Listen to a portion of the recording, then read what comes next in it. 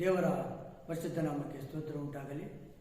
ಕರ್ತನಲ್ಲಿ ಪ್ರೀತಿಯುಳ್ಳ ಸಹೋದರ ಸಹೋದರಿಯರೇ, ದೇವಜನರು ಯಾವ ಸಮಯದಲ್ಲಿ ಪ್ರಾರ್ಥಿಸಬೇಕು?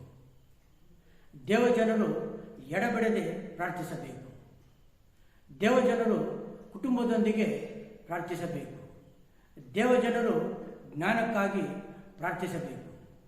ದೇವಜನರು ಮಲಗುವ ಮುಂಚೆ ಪ್ರಾರ್ಥಿಸಬೇಕು. ದೇವಜನರು ಊಟದ ಮೊದಲು ಪ್ರಾರ್ಥಿಸಬೇಕು. ದೇವಜನರು ಬಾಧೆ ಪಡುತ್ತಿರುವವರಿಗಾಗಿ ಪ್ರಾರ್ಥಿಸಬೇಕು. ದೇವಜನರು ಅಗತ್ಯತೆಯಲ್ಲಿ ಇರುವವರಿಗಾಗಿ ಪ್ರಾರ್ಥಿಸಬೇಕು. ದೇವಜನರು ದೇಶಕ್ಕಾಗಿ ಪ್ರಾರ್ಥಿಸಬೇಕು.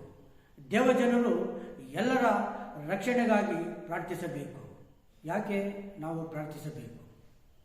ಕರ್ತನಾದ ಯೇಸು ಕ್ರಿಸ್ತನು ಹೇಳಿದ್ದು ಮತ್ತಾಯನು ಬರೆದ ಸುವಾರ್ತೆ 26:41 ಹೀಗೆ ಹೇಳಲ್ಪಟ್ಟಿದೆ, ಶೋಧನೆಗೆ ಒಳಗಾಗದಂತೆ ಎಚ್ಚರವಾಗಿದ್ದು ಪ್ರಾರ್ಥಿಸಬೇಕು. ದೇವರು ನಿಮ್ಮನ್ನು ಆಶೀರ್ವದಿಸಲಿ. ಆಮೇನ್.